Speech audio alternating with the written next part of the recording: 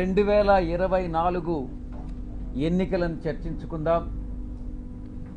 ఒక పరిణామ క్రమంలో ఒక సిస్టమేటిక్గా ఎలా కుట్రలు జరుగుతున్నాయి అన్నటువంటి విషయాన్ని ఆకలింపు చేసుకోవాలి. 24 ఎన్నికల్లో వైఎస్ఆర్ కాంగ్రెస్ పార్టీ ఓటమి పాలైనటువంటి విషయం మీ అందరికీ కూడా తెలిసినటువంటి విషయం. దానికి చాలా కారణాలు ఉన్నాయి, సమీక్షించుకుంటున్నాం. ఆ సమీక్షల తర్వాత ఏదైతే నివారణోపాయాల్ని ఆలోచించి చర్యలు తీసుకోవాలనో ఆ చర్యలు తీసుకోవడం జరుగుతుంది మా పార్టీ అధ్యక్షుల వారు. ఎన్నికల రిజల్ట్ వచ్చిన తర్వాత, కొత్త ప్రభుత్వం పగ్గాలు చేపట్టిన తర్వాత ఏం జరుగుతుంది, మొట్టమొదటిగా ఏం జరిగింది అన్నటువంటిది అర్థం చేసుకోవాలి. రాష్ట్ర వ్యాప్తంగా ఇచ్చాపురం నుంచి అలా కుప్పం వరకు కూడా 175 స్థానాల్లో 11 స్థానాలు మేము సంపాదించుకున్నప్పటికీ, ఓటమి పాలైనప్పటికీ ప్రజల తీర్పుకి కట్టుబడి మేము అధికారాన్ని దిగిపోయాం.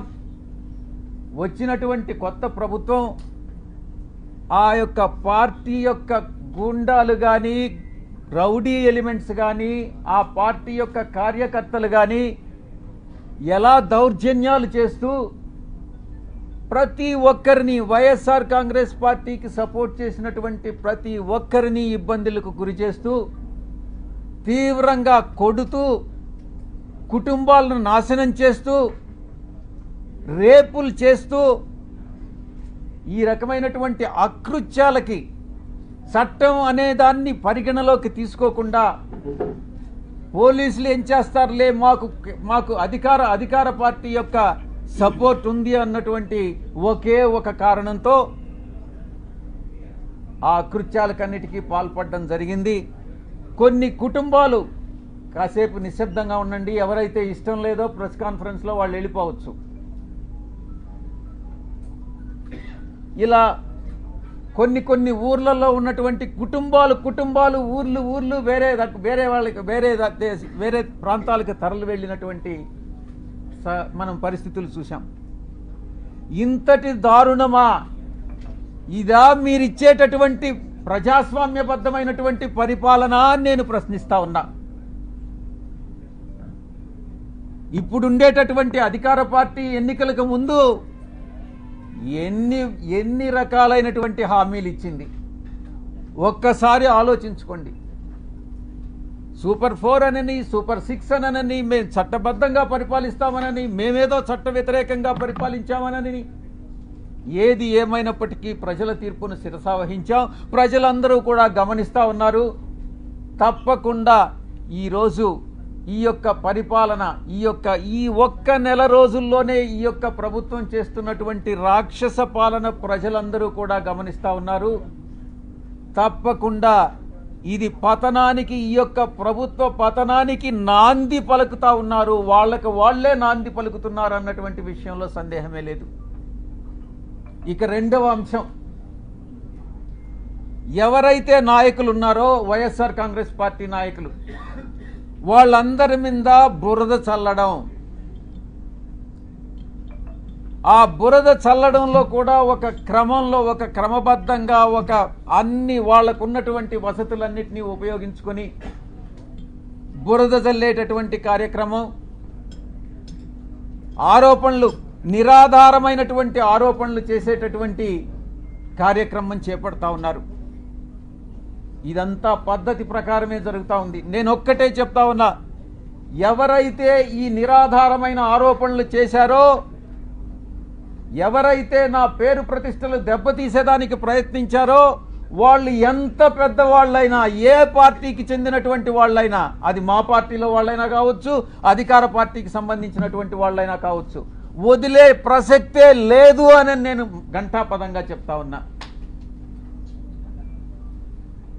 ఇక ఎవరైతే ఈరోజు ఇంకొక విషయం కూడా చెప్పాలి మీకు. ఎవరో ఒక వ్యక్తి, ఇద్దరు మోటార్ సైకిల్ మీద నిన్న విజయవాడకి మా ఇంటికి వచ్చారట. ఆ ఫోటో కూడా వీడియోలో రికార్డ్ అయింది. వీడెవరో తెలుగుదేశం పార్టీకి చెందినటువంటి ఒక లేడీ, ఒక పురుషుడు.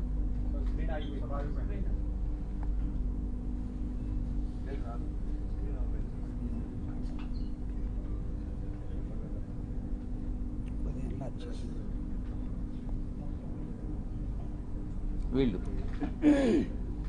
నేను ఒక్కటే చెప్తా ఉన్నా, వీడెవడో నాకు తెలీదు.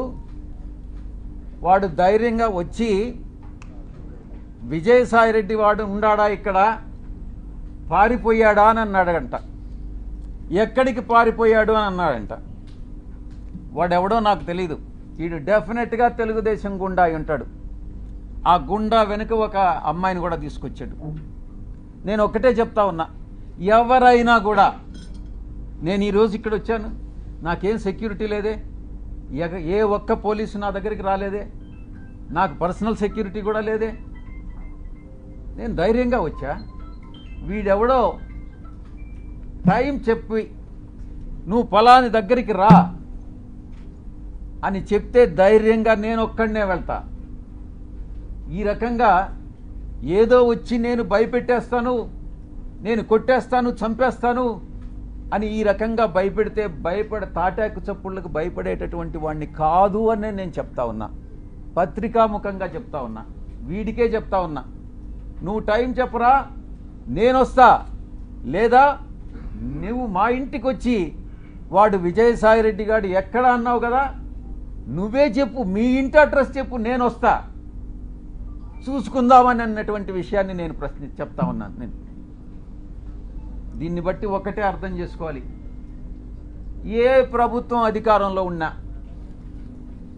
ఏ కూటమి అధికారంలో ఉన్నా, మేము ప్రతిపక్షంలో ఉన్నా, భయపడే ప్రసక్తి లేదు.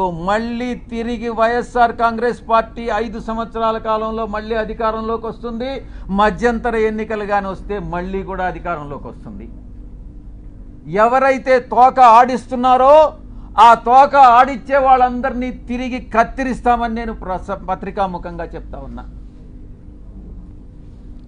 ఇక బాబాసాహెబ్ అంబేద్కర్ గారు రాజ్యాంగాన్ని రూపొందించినప్పుడు రాజ్యాంగ రూపకర్త 4 స్తంభాల్ని నిర్మించారు. 1 పార్లమెంటు, 2 బ్యూరోక్రసీ, జ్యుడిషియరీ, ఆ తర్వాత మీరు 4th పిల్లర్ ప్రెస్. ఏంటి ఉద్దేశం, ఏంటి రాజ్యాంగంలో ఉన్నటువంటి ఉద్దేశం ఏంటి? తరతరాలుగా ఈ యొక్క అణగారినటువంటి వర్గాలు, తరతరాలుగా వెనుకబడినటువంటి వర్గాలు, అది మనునీతి ధర్మం ప్రకారం కుల వృత్తుల వల్ల కావచ్చు, మరి ఏ ఇతర రీత్యా కావచ్చు, ఈ యొక్క అణగారినటువంటి వర్గాలన్నింటినీ కూడా పైకి తీసుకురావాలన్నటువంటి ఉద్దేశంతో రాజ్యాంగంలో ఈ యొక్క 4 స్తంభాలని నిర్మించి చట్టానికి లోబడి మీరు పని చేయండి అని చెప్పినటువంటి మహానుభావుడు బాబాసాహెబ్ అంబేద్కర్ గారు. అందుకే ఈ ఇన్స్టిట్యూషన్స్ అన్నీ కూడా మీకు మీ బాధ్యతలను గుర్తు చేస్తా ఉన్నా. మీడియాకి అంతరాలు లేనటువంటి సమాజమే మన ధ్యేయంగా ఉండాలి అన్నటువంటి చెప్పినటువంటి వ్యక్తి బాబాసాహెబ్, గొప్ప వ్యక్తి బాబాసాహెబ్ అంబేద్కర్ గారు. ఇక అణగదొక్కబడినటువంటి కులాలని ఒక షెడ్యూల్డ్ కులాలుగా పెట్టి, ఒక షెడ్యూల్లో పెట్టి వాళ్ళకి రిజర్వేషన్స్ పాటించమనని, ఆ బాధ్యతని గుర్తు చేయడానికే ఈ బ్యూరోక్రసీ, జ్యుడిషియరీ, ఈ యొక్క పార్లమెంట్ అన్నటువంటి దాన్ని ఆయన రూపొందించడం జరిగింది. దాంట్లో మీ పాత్ర కూడా ఉంది. ఈ రిజర్వేషన్స్ని పాటించేటట్టు ఈ యొక్క ఇన్స్టిట్యూషన్స్ అన్నీ చేయాల్సినటువంటి బాధ్యత మీ మీద కూడా ఉంది. ఈ సందర్భంగా మీరు ఎలా గత 3 రోజులుగా మీరు ఏం ట్రోల్ చేశారు, మీరు ఏం టెలికాస్ట్ చేశారు అన్నటువంటి విషయం నేను వేరే చెప్పనక్కర్లేదు. ఎవరికి మీరు ద్రోహం చేసింది? ఒక ఆదివాసీ మహిళకి, ఒక ఆదివాసీ అధికారినికి ఒక్కసారి ఏదో లేనిది ఉన్నట్టుగా చిత్రీకరించి అవాస్తవాలని, ఆధారాలు లేనటువంటి వాటిని టెలికాస్ట్ చేసి ఘోరమైనటువంటి తప్పిదం చేసినటువంటి ఛానల్స్ ఒకటి, మొట్టమొదటిది మహా న్యూస్. నన్ను డిస్టర్బ్ చేయొద్దు. నేనంతా పూర్తి చేసిన తర్వాత నువ్వు ఏదైనా అడుగు, నేను చెప్పేదానికి సిద్ధంగా ఉన్నా. నువ్వు కూడా వంశీకృష్ణలాగా ప్రవర్తించొద్దు. మహా న్యూస్ 2, ABN 3, TV5 నీకు ఇబ్బందిగా ఉండొచ్చు, కానీ ఇవన్నీ కూడా వాస్తవాలు. ఒక న్యూస్ని టెలికాస్ట్ చేసే ముందు దాని ఆధారాలు ఏంటి, ఎవరి మీద అయితే ఆరోపణలు చేస్తున్నామో ఆ ఆరోపణలు వాళ్ళతో చెకప్ చేసుకొని వాళ్ళ అభిప్రాయాలు తీసుకోవడం జర్నలిస్ట్ సాంప్రదాయాలకి శ్రీకారం చుట్టడం.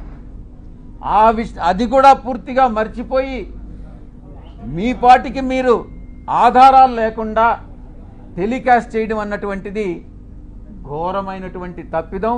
తప్పకుండా మీరు ఎలా క్షమాపణలు మీ చేత చెప్పించాలో నాకు తెలుసు, నేను చేయిస్తాను కూడా. సమాజం ఒక బాధ్యత, నా గురించి మీ అందరికీ కూడా తెలుసు. నన్ను నేను చెప్పుకోవడం కాదు, చాలామంది మా పార్టీలో ఉండే వాళ్ళు కూడా నా పైన ఆరోపణలు చేశారు, తెలుగుదేశం వాళ్ళతో కుమ్మక్కై. నేను అవన్నీ బాధపడలేదు, నేను అవన్నీ కూడా లెక్క చేయట్లేదు. ఇదంతా కూడా ఈ కుట్రలన్నిటికీ కూడా అందరూ చాలామంది కలిసి కుట్ర చేసి, కానీ నా వ్యక్తిత్వం ఏందనేటటువంటిది నాకు తెలుసు. చాలా కింద స్థాయి నుంచి ఒక 8 ఎకరాలు ఉన్నటువంటి ఆ భూస్వామిగా మా తండ్రి గారికి 2 కొడుకులు. మా అన్న ఇంజనీర్ చదివాడు, నేను చార్టెడ్ అకౌంటెన్సీ కోర్స్ చదివా. ఆ 8 ఎకరాల పొలంలో ఉండేటటువంటి ఫలసాయంతో కింద అట్టడుగు నుంచి పైకి వచ్చినటువంటి వాళ్ళం. కష్టాలంటే ఏందో తెలుసు. వ్యవసాయ కుటుంబం మేము. ఏ రాధాకృష్ణ లాగనో, ఏ బిఆర్ నాయుడు లాగనో, లేకుండా ఉంటే ఏ వంశీకృష్ణ లాగనో. వంశీకృష్ణ కథ నాకు తెలుసు, ఆయన చరిత్ర ఏందనేది. వీళ్ళందరి చరిత్ర కూడా నాకు తెలుసు. వాళ్ళలాగా సిల్వర్ స్పూన్తోనో లేకుండా ఉంటే ఆ బ్లాక్మెయిల్ చేసి డబ్బులు సంపాదించేటటువంటి మనిషి కాదు సాయిరెడ్డి అనేటటువంటి వ్యక్తి. ఆ దేవదేవులైనటువంటి ఆ వెంకటేశ్వర స్వామి సాక్షిగా చెప్తా ఉన్నా, సాయిరెడ్డి తప్పు చెయ్యడు అంటే తప్పు చెయ్యడు. తప్పు చేస్తే ఆ దేవదేవులైనటువంటి ఆ వెంకటేశ్వర స్వామి శిక్షిస్తాడు. రాధాకృష్ణ కాదు, బిఆర్ నాయుడు కాదు, వీడు వంశీకృష్ణ కాదు. నేను ఒక్కటే చెప్తా ఉన్నా,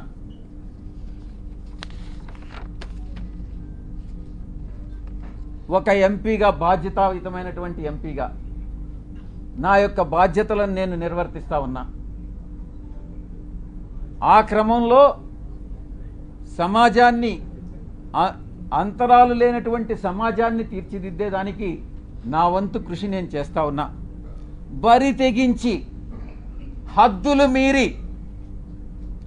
ఇష్టానుసారంగా ఆధారాలు లేకుండా నిరాధారమైనటువంటి ఆరోపణలు ఒక ఆదివాసీ స్త్రీతో సంబంధం ఉన్నట్టుగా మీరు చెప్పి ఈరోజు అదే ఆధారాలు మీరు ఎవరెవరికి సబ్మిట్ చేయాల్సి ఉంటుంది అన్నటువంటి విషయాన్ని నేను రాబోయేటటువంటి నా యొక్క ప్రెస్ కాన్ఫరెన్స్లో నేను ఎక్స్ప్లెయిన్ చేస్తాను. ఈ కుట్ర కుతంత్రాల వెనక ఎవరున్నారు అనే విషయాన్ని నేను ప్రశ్నిస్తా ఉన్నా. నాకు వ్యతిరేకంగా అనైతికంగా ప్రవర్తించినటువంటి వాడు వంశీకృష్ణ, 2 రాధాకృష్ణ, 3 బిఆర్ నాయుడు, 4 వెంకటకృష్ణ, 5 సాంబడు. నేను చెప్తా ఉన్నా, తప్పకుండా మీ అందరూ కూడా చట్టానికి లోబడి మీ అందరి మీద చర్యలు తీసుకోవడం జరుగుతుంది. ప్రతిపక్షంలో ఉన్నాడు వీడు విజయసాయిరెడ్డి, ఏం చేస్తాడు లేనని మీరు తేలిగ్గా తీసుకోవచ్చు. కానీ విజయసాయిరెడ్డి ఒక్కసారి పట్టుబడితే ఆ రోజు రామోజీరావు నాతో తగువేసుకున్నాడు. నేను ఏ రోజు రామోజీరావుని కలవలే. ఒక్క సంవత్సరం రోజులు ట్విట్టర్ ద్వారా రామోజీరావుని నేను ఎదిరించా, వేధించా. ఏం చేశాడు? అదేవిధంగా అటు రాజ్యాంగబద్ధంగాను నాకున్నటువంటి ఏ అయితే వసతులు ఉన్నాయో అన్ని వసతులను ఉపయోగించి వీళ్ళందరికీ కూడా బుద్ధి చెప్తాను అన్నటువంటి విషయాన్ని నేను తెలియజేస్తా ఉన్నా. ఇక యూట్యూబ్ ఛానల్స్ కావచ్చు, కొంతమంది సోషల్ మీడియాలో గ్రూప్స్ క్రియేట్ చేశారు. ఆ గ్రూప్స్ కానీ చట్టరీత్యా నేను చర్యలు తీసుకోబోతున్నాను అన్నటువంటి విషయాన్ని నేను మీకు తెలియజేస్తా ఉన్నా. ఆ చర్యలు ఏందనేది కూడా మీకు చెప్పి చేస్తాను. మీకు వెన్నుపోటు పొడిచేటటువంటి ఉద్దేశం నాకు లేదు. మీకు చెప్పి చేస్తాను. ఫస్ట్ మొట్టమొదటిగా మిగతా వాళ్ళని పక్కన పెట్టినా కూడా వంశీకృష్ణ అనే వాడిని మాత్రం నేను వదలను. తప్పకుండా ప్రివిలేజ్ మోషన్ పార్లమెంటులో మూవ్ చేస్తాను. వీడు చేసినటువంటి అన్యాయానికి, అన్యాయమైనటువంటి నిరాధారమైనటువంటి ఆరోపణలకి. 2, ఎడిటర్స్ గిల్డ్ ఆఫ్ ఇండియాకి కంప్లైంట్ చేస్తా. 3, ప్రెస్ కౌన్సిల్ ఆఫ్ ఇండియాకి కంప్లైంట్ చేస్తా. నేషనల్ ఉమెన్ కమిషన్కి కంప్లైంట్ చేయిస్తా. నేషనల్ ట్రైబల్ కమిషన్కి కంప్లైంట్ చేయిస్తా. నేషనల్ హ్యూమన్ రైట్స్ కమిషన్కి కంప్లైంట్ చేయిస్తా. ఆంధ్రప్రదేశ్ ఎస్టీ కమిషన్కి కంప్లైంట్ చేయిస్తా. డిఫమేషన్ కేసు ఫైల్ చేస్తా. నేనే చేస్తా. యూనియన్ ట్రైబల్ మినిస్టర్ని కలిసి వీడు చేసేటటువంటి అన్యాయాలు, వీడు చేసేటటువంటి అకృత్యాలు, వీడు చేసేటటువంటి బ్లాక్మెయిల్స్, వీడు చేసేటటువంటి ఇండస్ట్రియలిస్ట్ అందరినీ కూడా పిలిచి వాళ్ళని బెదిరించి, నీ ఇండస్ట్రీలో ఇవన్నీ తప్పులు చేశావు, నువ్వు ఇంత నాకు బ్లాక్మెయిల్ అమౌంట్ కట్టు అని బెదిరింపులను కూడా నేను కేంద్ర మంత్రికి నేను విన్నవిస్తా. ఇక నేనే టేకప్ చేస్తా. నా మిత్రుల సహాయంతో ఉమెన్ ఆర్గనైజేషన్స్ ఏవైతే ఉన్నాయో ఆ women organizations, SC ST organizations అందరినీ కూడా సమైక్యంగా ఏకీకృతం చేసి వీడి మీద చర్యలు తీసుకునేటటువంటి ఏర్పాట్లన్నీ కూడా చేస్తాం. ఇక కాన్స్టిట్యూషనల్ బాడీస్ ఏదైతే ఉన్నాయో న్యాయం కోసం ఇతన్ని శిక్షించేదానికి ఏదైతే చేయాలనో ఆ ప్రతి ఒక్కటి చేస్తానని నేను మీ అందరికీ కూడా తెలియజేస్తా ఉన్నా. ఒక ఆడబిడ్డని, ఒక ఆదివాసీ బిడ్డని బజారుకి ఇచ్చి నా వ్యక్తిత్వం మీద, నా ఎదుగుదల మీద, ఒక పేదలకి సేవ చేయాలి, ప్రజాసేవ చేయాలి అన్నటువంటి ఆలోచన కలిగినటువంటి నా మీద కుట్ర పన్ని ఈ యొక్క వ్యక్తి, ఈ వంశీకృష్ణ అనేటటువంటి వ్యక్తిని ఎటువంటి పరిస్థితుల్లో వదిలేదే లేదు అని నేను ఖరాఖండిగా చెప్తా ఉన్నా. వీటన్నిటికీ మించి ఒక ప్రైవేట్ మెంబర్ బిల్ పార్లమెంటులో సోషల్ మీడియాని, ఇటు ఈ యొక్క వెధవలు ఎవరైతే ఉన్నారో జర్నలిస్టులుగా వీళ్ళని శిక్షించేటటువంటి బిల్లుని ఒకటి ప్రవేశపెట్టాలన్నటువంటి ఆకాంక్ష కూడా నాకు ఉంది అని నేను తెలియజేసుకుంటా ఉన్నా. ఇక అమానవీయ రీతిలో, మానవత్వం లేనటువంటి రీతిలో, ఇన్హ్యూమన్గా, అసహ్యకరమైనటువంటి రీతిలో, జుగుప్సాకరంగా మహా ఛానల్లో ఇష్టారీతిన మాట్లాడితే ఇక్కడ ఎవరు గమ్ముకుంటారు? నీకేమైనా ఒడుగున కొమ్ములు వచ్చాయా? నువ్వు ఒక అధికారంలో ఉన్నటువంటి ఒక సామాజిక వర్గానికి చెందిన వాడివని భయపడతామా? నోడల్ ఎంపీగా ప్రభుత్వ కార్యక్రమాలకు హాజరైనప్పుడు చాలామంది అధికారులు హాజరవుతారు, చాలా అడుగుతారు, చేయగలిగినవన్నీ చేస్తాం. నేను ఇక్కడ ఉన్నప్పుడు ప్రజా దర్బార్ నిర్వహించేవాడిని. చాలామంది ప్రజలు చాలా విషయాలు అడిగేవాళ్ళు, చాలామంది కలుస్తారు. విధి నిర్వహణలో భాగంగా వీళ్ళందరూ కూడా కలవడం జరుగుతుంది. కలిస్తే తప్ప? కలిస్తేనే సంబంధం అంటగట్టేస్తారా? తారతమ్యాలు అనేటటువంటివి లేవా? వయసు అన్నటువంటిది తెలీదా? సహాయం కోసం 1-2 సార్లు నా కార్యాలయానికి వస్తే చాలామంది వచ్చారు, మీలో కూడా చాలామంది వచ్చారు. జర్నలిస్టులు కూడా ప్లాట్లు అడిగారు. నేను చేయగలిగిందంతా నేను చేశాను, విశాఖపట్నంలో ముఖ్యంగా. అప్పుడు జర్నలిస్టులకు తెలీదా? ఒక రాజకీయ నాయకుడిని ఈ రకంగా ద్వారా లబ్ధి పొందకూడదు. ఒకవేళ మీరే జర్నలిస్టులు మీకు ప్లాట్ లేదని అలాట్ చేసి ఉంటే, మీకు అలాట్ చేసినటువంటి వాళ్ళలో ఎవరైనా మహిళలు ఉంటే వాళ్ళకి నాకు సంబంధం అంట కట్టేస్తారా? ఏమైనా బుద్ధుండి ఇటువంటి ప్రసారాలు చేస్తారా అని నేను ప్రశ్నిస్తా ఉన్నా. అలాంటి వ్యవహారాల్లో నన్ను తీసుకురావడంలో ఒక పెద్ద కుట్ర ఉంది. దీని వెనక వంశీకృష్ణ వెనక ఎవరుండారు అన్నటువంటి విషయం కూడా నాకు తెలుసు. స్వయానా ఆమె చెప్పింది, ఆ ఆదివాసీ మహిళే చెప్పింది అధికారిని, సాయిరెడ్డి తండ్రి లాంటి వాడు అనని. బుద్ధి ఉండాలి ఎవరికైనా, టెలికాస్ట్ చేసేవాడికి. మనిషి అన్నవాడు మనిషి అయి పుట్టుంటే, కడుపుకి అన్నంగాని తింటా ఉంటే, ఎటువంటి వ్యక్తి కూడా, అటువంటి వ్యక్తులు, మానవత్వం ఉన్నటువంటి వ్యక్తులు ఎవరు కూడా ఇటువంటి విషయాలు టెలికాస్ట్ చేయరు. ఇంకా కూడా చెప్పాలంటే, ఈ వంశీకృష్ణ అనేవాడు ఒక అమ్మ అబ్బకు పుట్టుంటే, వీడు నిజంగా ఒక మనిషి అయి ఉంటే ఇటువంటి అక్రమ సంబంధాలు మనసులో కూడా, మైండ్లో కూడా రావు. వీడు మనిషే కాదు అన్నటువంటి విషయాన్ని నేను చెప్తా ఉన్నా. సాధారణంగా ఇలాంటి కంప్లైంట్స్ వస్తే ఏ పోలీస్ స్టేషన్కో పోతారు. సర్ప్రైజింగ్గా ఈ కంప్లైనెంట్ ఎవరో ఒక కాన్ఫిడెన్షియల్ లెటరు ఎండోమెంట్ కమిషనర్కి ఇచ్చాడట.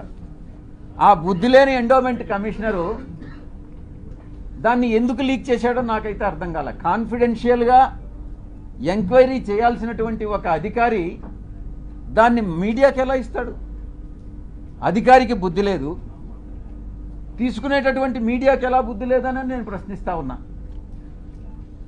నిజాలు ఒకవేళ తీసుకున్నారు, నిజాలు అన్నటువంటివి తెలుసుకోకుండా విచక్షణారహితంగా ఉద్దేశపూర్వకంగా బహిర్గతం చేయడంలో, కుట్రలో ఒక భాగంగా మీరు ఇలాంటివి టెలికాస్ట్ చేస్తారా అని నేను ప్రశ్నిస్తా ఉన్నా.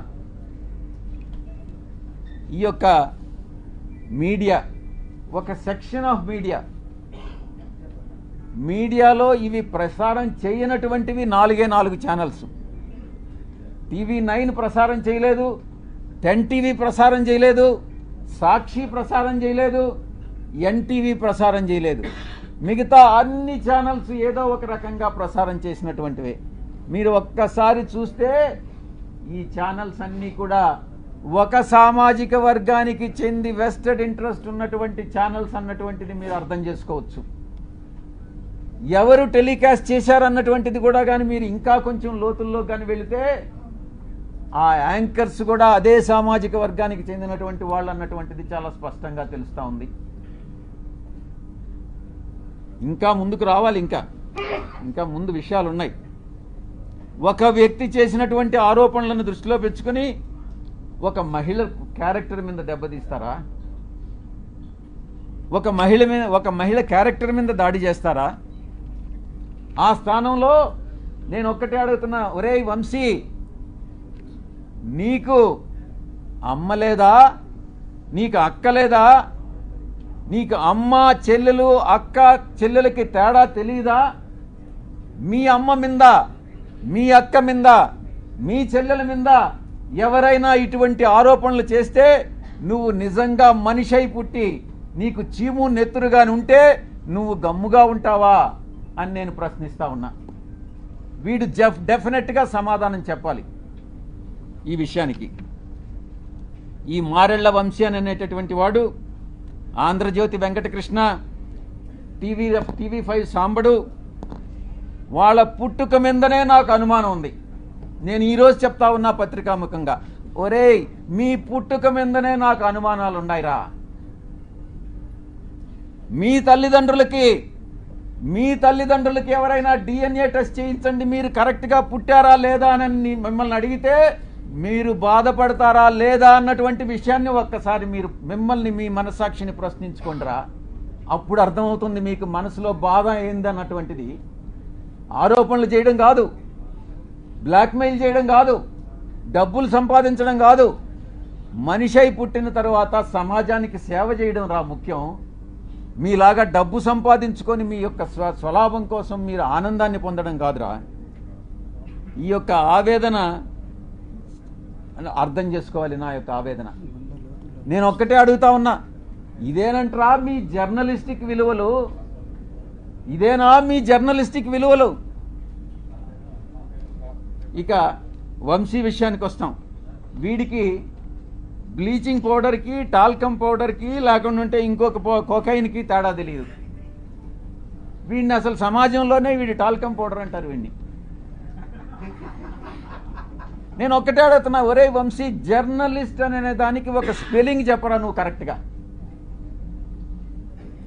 ఎక్కడో చదువు పేరు లేని వాడివి, చదువు లేని వాడివి, విజ్ఞానం లేని వాడివి, ఇంగిత జ్ఞానం లేనటువంటి వాడివి, మీడియాలో చొరబడి అందరినీ మోసం చేసి మిగతా వాళ్ళందరినీ కూడా ఏకంగా ఛానల్ యాజమాన్యంలోకి వచ్చి నువ్వు సాగిస్తున్నటువంటి అరాచకాలు ఏదైతే ఉన్నాయో, నువ్వు చేస్తున్నటువంటి బ్లాక్మెయిల్ ఏదైతే ఉందో, అది సభ్య సమాజం తల ఉంచుకునేలా మీ తల్లిదండ్రులకు తెలిస్తే, మీ అక్క చెల్లెళ్ళకి తెలిస్తే వాళ్ళు కూడా తల వంచుకుంటారు రా వంశీ. ఇది నీ యొక్క పరిస్థితి. ఒక్కసారి మీ ఛానల్లో పనిచేసేటటువంటి మీ యొక్క మహిళా ఉద్యోగుల్ని ఒక్కసారి అడిగి చూడు, నీ గురించి ఏమనుకుంటున్నారనేటటువంటి విషయం, నీ వెనక ఏమనుకుంటున్నారనేది ఒక్కసారి తెలుసుకోరా.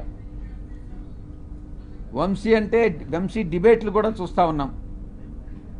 అది జబర్దస్త్ అన్నటువంటిది చాలా అగ్లీగా ఉంటుంది. దానికన్నా ఇంకా హీనంగా ఉంటాయి వీడి డిబేట్స్. ఒక్కసారి డిబేట్లపై నువ్వే ఫీడ్బ్యాక్ తీసుకో. నీ డిబేట్ల మీద నీకు అసలు ఒక్క ఓనామహాల్ రానివాడివి నువ్వేం జర్నలిస్టు రా వంశీ? తల్లికి కూతురికి, చెల్లెలకి పెళ్ళానికి తేడా తెలియని స్థాయిలో ఒక మహిళకి అంటగట్టి ఆరోపణలు చేసి డిబేట్ చేస్తావంటరా వంశీ అని నేను ప్రశ్నిస్తా ఉన్నా. ఒకటి వంశీ, నీకు పిల్లలు లేరా? నీకు కొడుకులు కూతుళ్ళు లేరా? డెఫినెట్గా ఉండాలనుకుంటా, మగపిల్లలు ఉండాలనుకుంటా, ఆడపిల్లలు లేరు. వీడికి కూతుళ్ళు కానీ పుట్టుంటే అప్పుడు తెలిసిండేది వీడికి బాధ ఏందని అనేటటువంటిది. ఆ కూతుళ్ళ మీద ఎవరైనా ఆరోపణలు చేసుంటే అప్పుడు తెలిసిండేది ఈ వంశీ అని అనేవాడికి బాధ ఏందని అనేటటువంటిది. అప్పుడు ఆ పిల్లల పైన ఇప్పుడు నీకు కొడుకులు ఉన్నారా? నీ కొడుకులా కాదా అని ఎవరైనా DNA టెస్ట్ చేయించమని నన్ను అడిగితే నువ్వు బాధపడతావా లేదా అని నేను ప్రశ్నిస్తా ఉన్నా.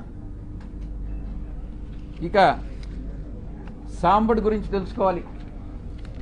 సాంబడు కాసేపు అయిపోవచ్చింది, కాసేపు నిశ్శబ్దంగా ఉండండి వెనుకుండేటటువంటి వాళ్ళు, లేకుంటే ఇక్కడికి వచ్చి స్టేజ్ మీద మీరే మాట్లాడండి, నేను కూడా వింటా.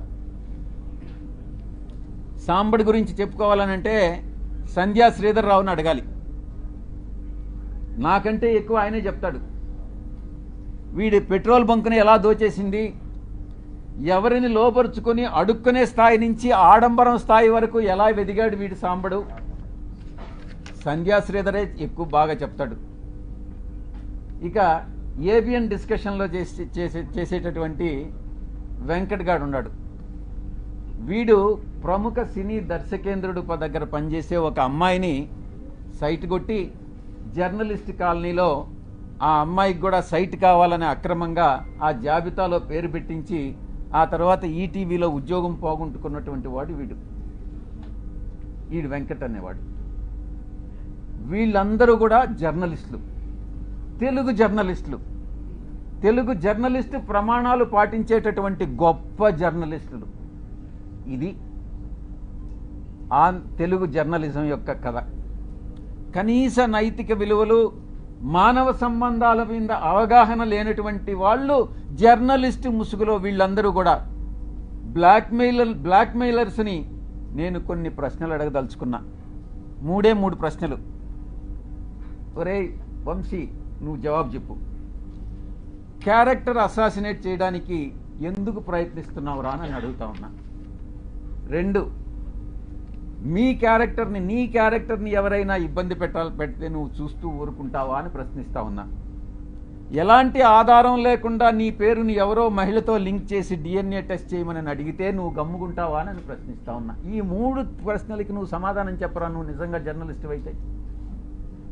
మనమందరం కూడా నాగరిక సమాజంలో ప్రజాస్వామ్య దేశంలో జీవిస్తున్నాము అన్నటువంటి స్పృహ నీకు ఉందా అని ప్రశ్నిస్తా ఉన్నా. అసత్యమైనటువంటి అమానవీయమైనటువంటి ప్రసారాలను వేగవంతం చేసే అవకాశం ఉన్నటువంటి ఈ రోజుల్లో కనీస విచారణ లేకుండా ఎవరు నిజంగా ఈ యొక్క ఇన్ఫర్మేషన్ కరెక్టా కాదా అన్నటువంటిది కూడా తెలుసుకోకుండా తిరిగి టెలికాస్ట్ చేయడం శిక్షార్హమైనటువంటి నేరం అని నీకు తెలియదా? అయినా నువ్వు చదువుకోలేదు, నీకేం తెలియదని నాకు తెలుసు, అయినా నీకు నేర్పిస్తా ఏం చేయాలన్నటువంటిది. దీన్ని ప్రజలు హర్షించరు అని నేను తెలియజేస్తా ఉన్నా. ఇక ఇంకొక విషయం కూడా నేను మీకు చేయదలుచుకున్నా. గతంలో ఒక 2.5 సంవత్సరం కిందట అప్పట్లో రామోజీరావు మీద కోపం వచ్చి నేను కూడా ఒక ఛానల్ స్టార్ట్ చేయాలని నేను ఒక నిర్ణయం తీసుకున్నా. అది ఓపెన్గా కూడా అనౌన్స్ చేశాను. కానీ కొన్ని కారణాల వల్ల మా అధ్యక్షులు నువ్వు అనవసరంగా లాస్ అయిపోతావన్నా, ఎందుకు మన ఛానల్ ఉంది కదా అని అంటే మళ్ళీ గమ్మైపోయా. కానీ ఈరోజు నిర్ణయం తీసుకున్నా.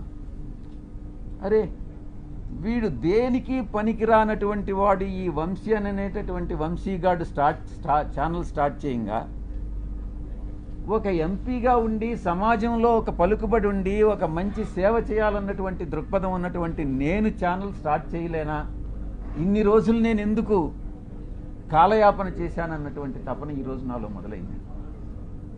తప్పకుండా ఛానల్ స్టార్ట్ చేస్తాను. మళ్ళీ నిర్ణయం తీసుకున్నా. ఈసారి ఎవరు చెప్పినా కూడా వినేది లేదు. ఛానల్ ప్రారంభం చేసి తీరుతా అతి త్వరలో.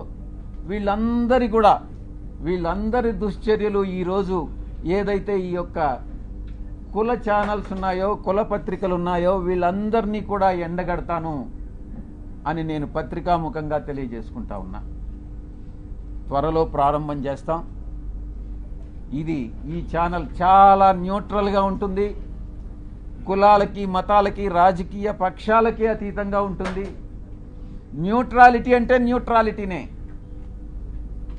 విజయసాయిరెడ్డి ఏ రాజకీయ పక్షంలోనైనా ఉండొచ్చు, కానీ ఛానల్ వచ్చేటప్పటికి న్యూట్రల్ ఛానల్ మాత్రమే మెయింటైన్ చేస్తాం, న్యూట్రాలిటీ మెయింటైన్ చేస్తామని నేను సవినయంగా తెలియజేసుకుంటా ఉన్నాను.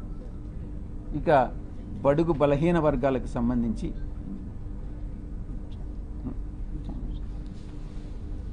మా వైఎస్ఆర్ కాంగ్రెస్ పార్టీ, మా పార్టీ అధ్యక్షులు ఎప్పటికీ ఇప్పుడు గతంలో ఎప్పుడు కూడా బడుగు బలహీన వర్గాల అప్లిఫ్ట్మెంట్ కోసం పనిచేస్తాం. తప్పకుండా రాబోయేటటువంటి 5 సంవత్సరాల కాలంలో 2029 ఎన్నికల్లో మేమే అధికారం కైవసం చేసుకుంటాం. ఈ యొక్క ప్రభుత్వం చేస్తున్నటువంటి తప్పులన్నీ కూడా స్టార్ట్ అయినాయి. ఇచ్చినటువంటి హామీలు నెరవేర్చలేనటువంటి పరిస్థితి. ప్రతి వారం, ప్రతి నెల కూడా కొన్ని వేల కోట్ల రూపాయలు అప్పు చేసేటటువంటి పరిస్థితి. మేమేదో వచ్చేస్తాం, అధికారంలో వచ్చేస్తే పొడి చేస్తాం, అభివృద్ధి చేస్తాం, మేము మీకన్నా ఎక్కువ మేము సంక్షేమ పథకాలు ఇస్తామని వచ్చినటువంటి పార్టీ అధికారంలోకి నెల రోజుల్లోనే తెల్లముఖం వేసుకున్నటువంటి పరిస్థితి. కాబట్టి నేను ఒక్కటే చెప్తా ఉన్నా, ఇది ఒక అంతానికి, ఈ ప్రభుత్వ అంతానికి ప్రారంభం మొదలైంది. కాబట్టి మ్యాటర్ ఆఫ్ టైం, మనం వెయిట్ చేస్తాం. ఇంకా కూడా తప్పులు చేస్తారు, తప్పులు చేసే అవకాశం ఉంది. వేసే ప్రతి అడుగు కూడా ఈ ప్రభుత్వం తప్పు చేస్తూ ఉంది. ప్రతిరోజు బెదిరిస్తారు. సాయిరెడ్డి అక్కడేదో వేకెంట్ సైట్ని ఆక్రమించేశారంట. నువ్వు తీసుకో. సాయిరెడ్డి కానీ సైట్ ఆక్రమించుంటే నువ్వు నేను కాదనట్లేదు కదా. సాయిరెడ్డి ఏదో అక్కడ గోడ కట్టేశాడంట. నేను ఏదైనా చేస్తే ప్రజల సౌకర్యార్థం చేశాను కానీ నేను ఏది కూడా స్వార్థం కోసం నా కోసం చేయలేదు. ఏదైనా అక్కడేదో భీమిల్లో బ్రిడ్జి కట్టించానని ఆరోపణలు చేస్తున్నారు, కొట్టేస్తామని. కొట్టేయండి. ప్రజల కోసం కట్టించాను, ప్రభుత్వ ప్రాపర్టీని ప్రొటెక్ట్ చేశాను, నా సొంత డబ్బులు 2 కోట్లు ఖర్చు పెట్టుకున్నాను, దాన్ని మొత్తం క్లీన్గా క్లీన్ చేశాను. మీరే తీసుకోండి. నేనేమన్నా ఆక్రమించుకున్నానా? ఇటువంటి ఆరోపణలు చేసేటటువంటి మంత్రులకి, శాసనసభ్యులకి, పార్టీలకి నేను ఒక్కటే చెప్తా ఉన్నా, మీ ఇష్టం, చేసుకోవాల్సింది చేసుకోండి. ఎటువంటి పరిస్థితుల్లో భయపడేది లేదు అన్నటువంటి విషయాన్ని స్పష్టంగా చెప్తా ఉన్నా.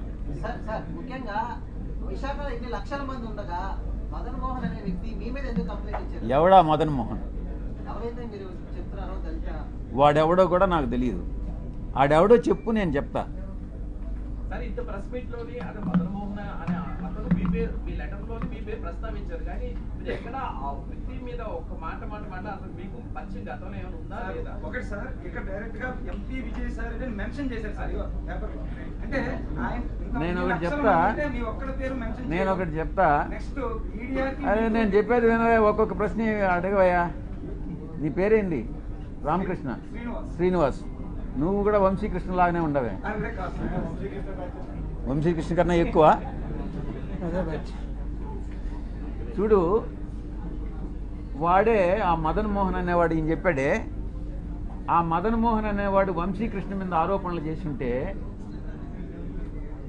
ఇదే రకంగా రియాక్ట్ అవుతారా? నేను ఒక్కటే చెప్తా ఉన్నా, silence please, silence please, silence please. అక్కడ మన వాలంటీర్స్ ఎవరు ఉంటే ఆపండి అమ్మా, అక్కడ ప్లీజ్ మాట్లాడద్దని చెప్పండి. మాట్లాడాలంటే బయట పోయి మాట్లాడుకోండి సార్. ఒక్క నిమిషం సార్, నేను ఒకటే చెప్తా ఉన్నా. శ్రీనివాస్, మీ వంశీకృష్ణ కూడా చెప్పు, ఇదే మహిళ మీద ఏదైతే ఆరోపణలు చేశాడో మీ వాడు వంశీకృష్ణ గారు, అదే మహిళ కమ్మ సామాజిక వర్గానికి చెందిన మహిళ అయితే ఈ ఆరోపణలు చేస్తాడా నేను ప్రశ్నిస్తా ఉన్నా. చెప్పు. నేను చెప్పా. రెండో విషయం, ఈ మదన్ మోహన్ అనేవాడు నన్ను ఎన్నిసార్లు కలిశాడు? ఈ మదన్ మోహన్ అనేటటువంటి వాడు నా దగ్గరకు వచ్చి 2 సార్లు స్కాలర్షిప్ దేనికోసమో 2 సార్లు వచ్చాడు. చాలామంది వస్తుంటారు, మీరు కూడా వచ్చారు, ప్లాట్ల కోసం వచ్చారు. నేను చేయగలిగింది చేశా. అదే రకంగా వాడికి చేశా. మదన్ మోహన్ అనేటటువంటి వాడు సాయిరెడ్డి మీదనే ఎందుకు కంప్లైంట్ చేశాడు అని అంటే దానిలో ఆంతర్యం అర్థం చేసుకోలేనటువంటి అమాయకుడు అంటవయ్యా శ్రీనివాస్ నువ్వు. మీ వంశీగాడిని అడుగు, వాడు చెప్తాడు బాగా దీనికి సమాధానం. నేను కాదు చెప్పాల్సింది. మదన్ మోహన్ అనేవాడు వంశీగాడిని అప్రోచ్ అయ్యాడా లేదా, ఎందుకు అప్రోచ్ అయ్యాడు, వాళ్ళిద్దరి మధ్యన ఉండేటటువంటి అండర్స్టాండింగ్ ఏంది అన్నటువంటిది మీ వంశీగాడిని అడుగు, చెప్తాడు. రైట్. నెక్స్ట్, ఆరోపణలు వచ్చిన తర్వాత ముందు ఫస్ట్ ఏం జరిగిందని నాకే తెలీదు. నాకు సంబంధం లేనటువంటి విషయం. నాకన్నా ముందు మీకే తెలిసింది ఏం జరిగిందని అనేది. ఆ తర్వాత అర్థం చేసుకొని ఆధారాలు సేకరించి దాని మీద రియాక్ట్ అయ్యేదానికి 3 రోజులు పట్టింది. 3 రోజులు కాకుంటే 4 రోజులు పట్టచ్చు. ఎవరైనా తమరు ఏ ఛానల్ నుంచి కొంచెం పైకి లేచి మాట్లాడితే బాగుంటుంది.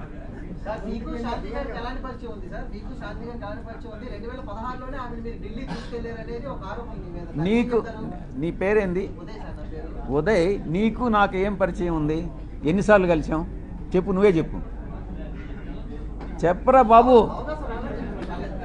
నువ్వు ఎన్నిసార్లు మన ఇద్దరం కలిసాం చెప్పు, నిజం చెప్పు. నువ్వు లేదు, ఆరోపణలు చేస్తే వస్తాయిరా బాబు. నువ్వు ఎన్ని గంటలు కలిసావు? నువ్వు నేను ఎన్నిసార్లు కలిసాం చెప్పరా బాబు. మనం కలవలేదు కదా, ఇప్పుడు కలిసాం కదా, ఇంక 2 సార్లు కలుస్తాం కదా, 4వ సారి ఆరోపణలు చేస్తాం మన ఇద్దరం గే అని చెప్పి ఎవడన్నా అంటే ఏం చేస్తారా బాబు?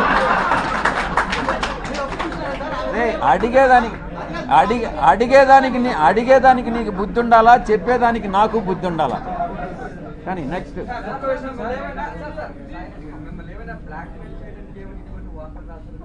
వాడిని అడుగు, వంశీకృష్ణ గారిని అడుగు చెప్తాడు.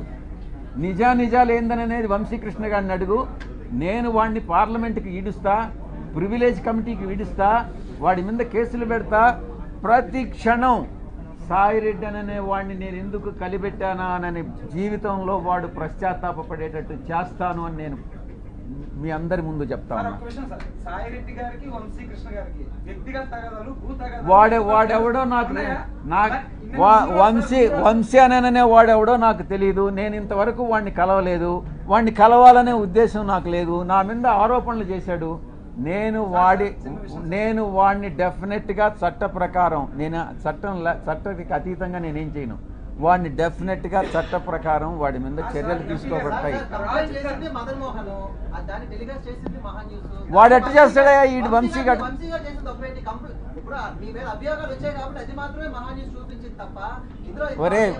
ఒరే ఉదయ్, నేను గే అంటాను, నువ్వేమంటావురా చెప్పు. నేను ఆరోపణ చేశాను నీ మీద. అవునరా, నీకే పుట్టాడనే నమ్మకం.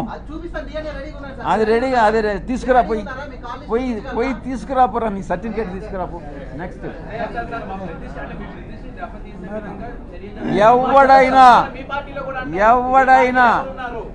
ఎవరైనా మా పార్టీకి చెందిన వాళ్ళైనా, తెలుగుదేశంకి చెందిన వాళ్ళైనా, జనసేనకి చెందిన వాళ్ళైనా, జర్నలిస్టులైనా ఎవరైనా నా ప్రతిష్టకి దెబ్బతీసే విధంగా ప్రవర్తిస్తే వదిలే ప్రసక్తే లేదు అని నేను మీకు సభాముఖంగా చెప్తా ఉన్నా.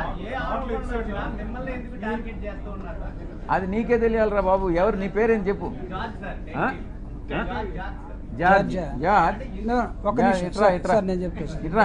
ముందుకు రా.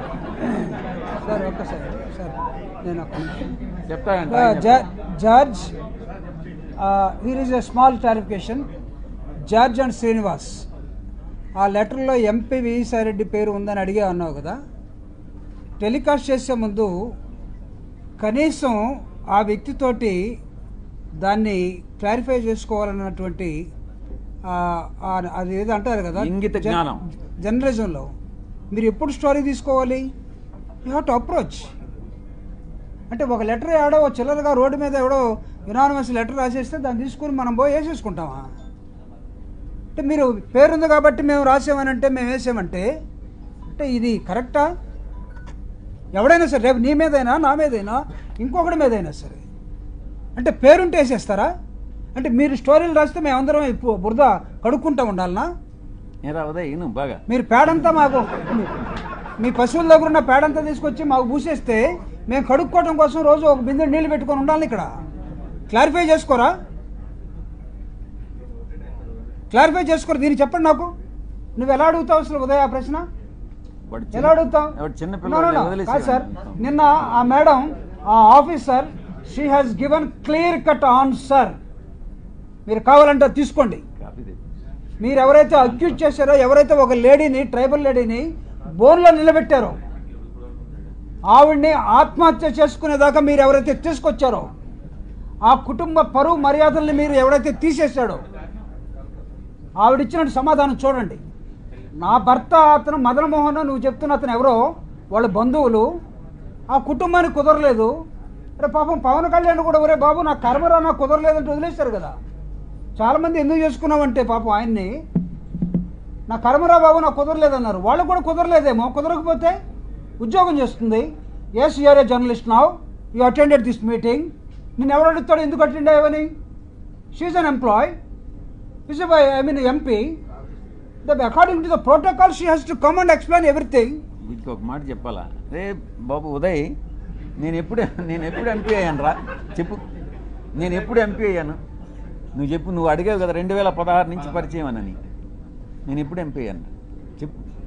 ఊరికే నువ్వు కూడా ఆరోపణలు చేసేస్తే ఎట్రా చెప్పు బాబు. నీకు చెప్పాలి.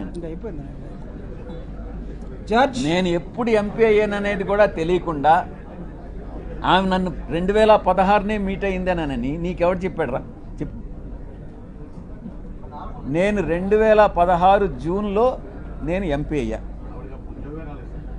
అప్పుడు ఆయన చెప్తున్నాడు చూడు, నీకు అది కూడా తెలియదురా ఉదయ్, నువ్వు చిన్న పిల్లోడివి, నువ్వు నువ్వు నువ్వు మళ్ళీ లేనిపోని ప్రశ్నలన్నీ చేసేందుకు నువ్వు. విశాఖ కేంద్రంగా ఏది జరిగినప్పటికీ కూడా మీ మీద టార్గెట్ ఎందుకు చేస్తున్నారు అనేది ప్రశ్నించారు. అంటే ఏది అంటే అది ఆ పక్కన ఆంధ్రజ్యోతి శ్రీనివాస్ ఎక్కడున్నాడు?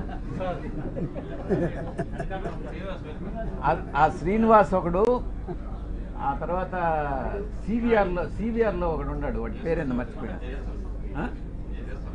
ఈశ్వర్ చౌదరి అనే వాడు ఒకడు ఉన్నాడు, వాడు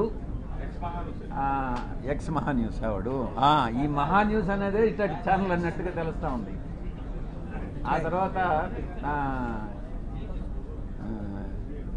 ఇంకో ఇద్దరు ముగ్గురు నా పేర్లు మర్చిపోయినా. 2 సంవత్సరాలు అయింది ఇక్కడి నుంచి మీరు పంపించేసి నన్ను.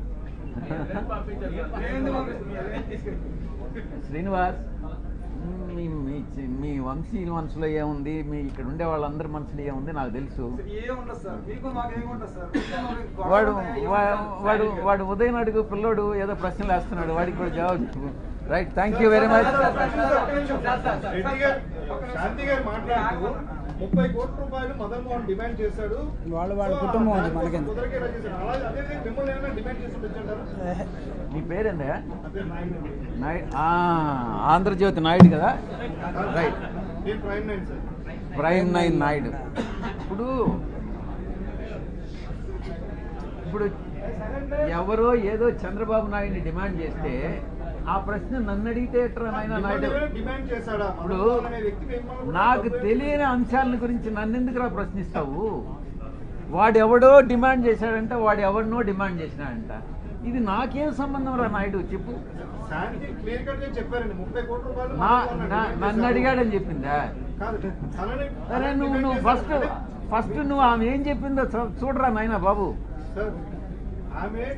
ఆమె ఏం చెప్పిందో నాకు తెలియదు. నాకు అర్థమయ్యేటట్టు, నాకు చదువు రాదురా వంశీకృష్ణలాగా. నువ్వు చెప్పు, నువ్వు అర్థమయ్యేటట్టు చెప్పు. ఎవరో తెలియదు అంటున్నారు. వాడు నన్ను 2 సార్లు కలిసి నేను గవర్నమెంట్ని మోసం చేయాలా, స్కాలర్షిప్ కావాలా నాకు అని 2 సార్లు దగ్గరికి వచ్చాడు. 2 సార్లు నేను చేయగలిగిన లెటర్ ఇచ్చిన. స్కాలర్షిప్ ఏంటంటాయా, ఇది అమెరికా పోతాడంటానని. అది కూడా రొటీన్గా అందరూ రకరకాల జనాలు వస్తుంటారు కదా, ఆ జనాలు వచ్చినట్టుగా వాడు వచ్చాడు. నేను అందులో చైర్మన్గా, కామర్స్ కమిటీకి చైర్మన్గా ఉన్నా. సరే, ఈవిని వాడు ఏదో ఆదివాసీ అంటున్నాడు. ఎస్సీ ఎస్టీ ఎవరికైనా అణగారిన వర్గాలకి ఎంకరేజ్ చేయాలని ఉంటుంది. సో అందరిలాగా లెటర్ ఇచ్చిన, అంతేగాని వాడికి నాకు ఎటువంటి సంబంధం లేదు. నాయుడు అర్థం చేసుకో. శ్రీనివాస్,